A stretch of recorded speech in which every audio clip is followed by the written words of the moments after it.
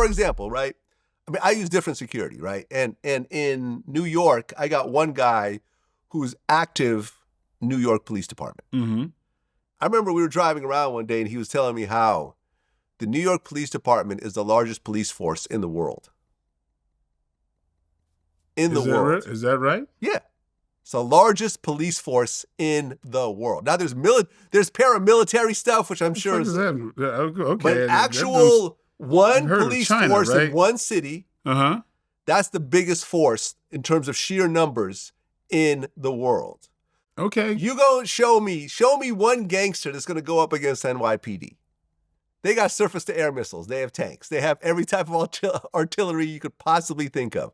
You pull out that badge, and whatever problem is going on is over right then and there. The most hardcore gangster is not going to shoot a cop. Not going to beat up a cop. Your point is, okay, that he made a mistake. Think about how much safer it is. Think about how much safer you put yourself when you get real, actual security instead of like your tough guy friend that's willing to beat people up for you. Right. But that's not going to happen. Not when you're from the street. That's just, of course, there's. But is Puffy really from the street like that, or is he just intoxicated with the street culture? Puffy never sold drugs. He was never in a gang. He never did drive-bys or sold drugs or any. He never did home robberies. He never robbed people at gunpoint. Is that all the streets is from you? I mean, that's part of it, isn't it? No. That's not part of it at all. There's no part of that at all. I'm just making all this up. Listen, I've done none of that shit. I'm born in Brooklyn, raised in Bridgeport. Okay. I'm just as much from the streets You've gotten as a lot of into people. a dozen shootouts. Yes. Okay. I've experienced a lot of that, but I don't do that. I'm not involved with any of that type of shit. Of course, but I'm saying I'm affiliated, and Puffy hasn't done any of the stuff you've done. I don't know. I don't think so. I doubt it. I doubt it. I doubt His it. dad was a gangster. I know that. Right, but he was sheltered away he's from it. of the culture. He grew up in Mount Vernon. Yeah. Okay. Yeah. All right. So, a suburb. Yeah. If you're saying that there's mistakes that have been made, we all concur. We agree. Yes. Right. And now when you put yourself in the situation, of course you're not anything like that. You're going to hire professional people. You ain't got nothing to hide. You ain't getting.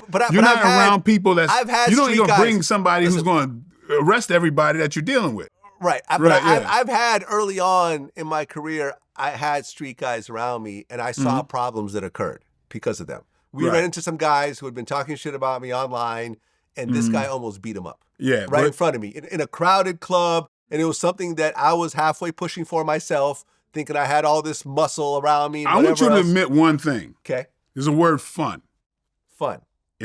That's part of the equation. That's a huge part of the equation. And that's how you get caught up into that shit. Yeah. Because I'm telling you, even though I don't agree, I mean, dude, I'm you know my lifestyle or whatever, I can't deny, bro, the shit is fun. Okay. That there's a certain way of being around cats who all right, I feel like there's a allure to certain lifestyles. And one thing the streets do have is that they live life in the moment like nobody else. And that gets addictive, right? Because everything's just more vibrant. And there's something about that lifestyle when tomorrow's not promised to you, that they basically live like tomorrow may not happen. There's a beauty to that, right? Of course, it's at the demise of future, thinking about the future, because people who are living in the moment are not thinking about the future. So for me, it's a combination of living for your future but also living in the moment. That for me is the greatest balance. But you usually have one and not the other. There's very few people, but now Diddy, Puffy, whatever he wants, Brother Love, whatever he wants to call himself, is one of the unusual individuals who is navigating that world, very much like me, college educated and street educated. Now, the nerd in us enjoys being able to pop into this other side and live in that. You know, there's people on the east side of Connecticut, in Bridgeport, whatever, who still call me Bam, my street nickname, and think I'm still that way. That's part of me, but that's not the whole thing. It is like, I gotta tell you, it's just like this weird Jekyll and Hyde shit, you know, that you can step into and step out of. But if you are this nerd who didn't get women till you got famous or powerful, well, that persona, that alter ego that you built for yourself, that's having you. I mean, now you're living out the fantasies of the nerd part of you, and you stay in that goddamn character. It's cosplay. Yeah, bro. It's deep, but there's a lot of people. Whoo, boy, there's a lot of people like that. Especially, you are who you are. At the basic level, and you get famous, you're free to exploit whatever your pathology is, and you don't even notice, but everybody else does. Like my pathology. Like if I was a billionaire, I'd probably drive, like you see, I got like security stuff around my house. Whatever. I'd probably have a moat. I'd have a moat, alligators, security, and all this type of shit because I'm crazy about securing my family, right? Mm-hmm. And so I think, hey, it's okay to have a bulletproof, like, car driving around with a turrets on it, and I'll be like, that's perfectly normal. That's perfectly normal. And everybody else would be like, what the fuck is wrong with this dude? You can't put guns in your car in America. Maybe if you're in South America somewhere. Yeah, but whatever my issues, my little, idiosyncrasies are, is going to be huge. I'm not even going to notice. Yeah. I'm not even going to notice, but everybody else is going to be like, what the fuck is wrong with this dude? Why do I have to like show my, a badge to get in this guy's house? That's what it is, man. Like, but on the flip, if you're a balanced cat and you get rich, like you just look at a lot of powerful people. Look at Denzel Washington. If he wanted to dress in Gucci every day, he could, but he's chill. Mm-hmm. You see what he does. He's basically a minister. He is like the preacher's son. But have you seen his house? His house is palatial. Of course it would be. His house is insane. But I'm not. One thing that I just don't want you to. I just don't want you to paint a picture that he's this humble guy who lives in a 3-bedroom house. No. I didn't say that. Street.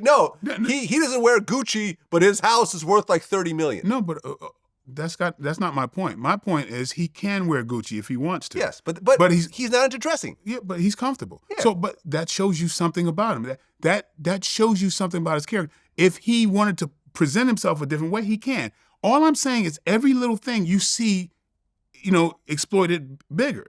I'm saying if he wanted to wear Gucci, if that was his issue, he'd have it on all the time.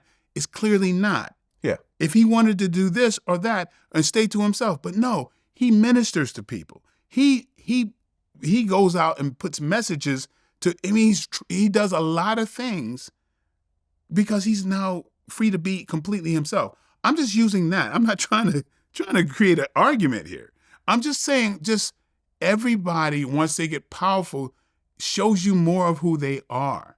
Mm. And so if there was an issue about, dominating women or whatever, you're going to be free to, and they're not going to even notice that they're strange to everybody else.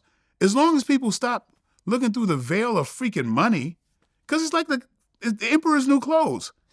It's really the emperor's new clothes, man. It's like, but I mean, what a great, what is that, fable or whatever that is? Because if you really look at it, they really had it down how people admire fame and wealth. That now, something like if you take the fame and wealth away, and you see how this guy's dressed, like that looks like garbage. Oh no, it costs like $80,000. Oh shit! That's fly. You know what I'm saying? It's like, come on, man. Use your eyes. I can't be the only one that sees through a lot of this shit. Well, there's a lot of nerds out there with money, yeah. and because they got money now, they're on. Like not a lot of cats that wouldn't get no women if they didn't have that money, Right. but they convince themselves it's about them. And if you you divorce yourself from reality, you're gonna pay for it.